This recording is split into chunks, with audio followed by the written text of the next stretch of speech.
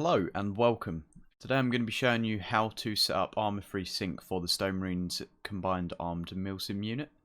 This video will show you how to download, install and set up Arma3Sync. So the first thing you want to do is go to the link that I'll leave in the description. It's also on the Discord. You're going to want to scroll down until you find the downloads area. You're then going to want to go to the Windows Automatic Installer. Click on that. And click on this link here, which will download the exe installer. Once it's installed, double click on it and it'll bring up a little warning error. Just click more information if you're on Windows 10 and then click run anyway. Then in the install menu we're going to click next. I accept. Feel free to read through all this. Next. Pick where you want to download Arma3Sync. Personally, I'd advise putting it on the same drive as your mods. So this is typically your C drive, but it doesn't really matter too much. So I'm just going to download it on my D drive for now. You can create a desktop icon if you want, but you don't have to. Click next, and then you can check where you're installing it, etc. here, and then press install. Cool, and now we can press finish. Okay, cool. So now Arma3Sync is downloaded. When you first boot up the program, it might not appear as it does here. You'll probably have less boxes and stuff on the left panel. It might just have !workshop folder, and on the right panel it will most probably be empty. You may also come across a pop-up box where it will ask for your Arma3 directory. Simply point this to your Arma3 directory, which is typically on your C drive, then programs, files 86, Steam, Steam apps, common, Arma3. If it doesn't, we're going to want to go to add-on options, and this will be blank, so we'll just create a new one. We're going to press the blue cross button on the top, then we're going to find our Arma3 directory.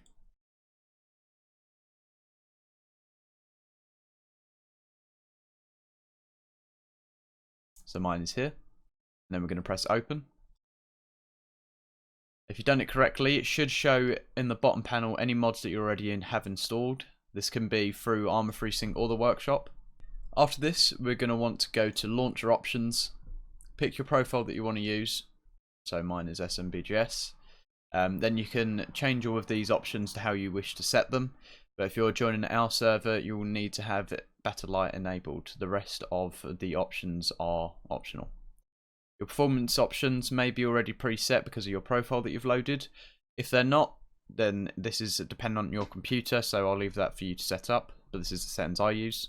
Down the bottom here, if your Arma3 executable location isn't there, or it's incorrect, then we simply want to go to select, go to Arma3 directory again, and we're going to want to find Arma3 Battleye.exe, just here, and then we're going to click open. If you're joining another server and you don't need Battleye on, then obviously you just select the normal Arma3 64-bit version. Okay, so now onto the online tab. Currently I've got the Stonemarines private server, the password will be blurred. But if you wanted to add different servers so that you can directly join from Arma3Sync, simply press the plus button up here on the right and enter in the details of the server. But we're not going to do that as it's going to be automatically set up for us if you're with the Stonemarines.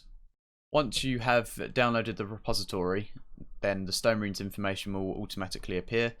The mod set should automatically appear as well, but if not, you can choose which one you want to join with.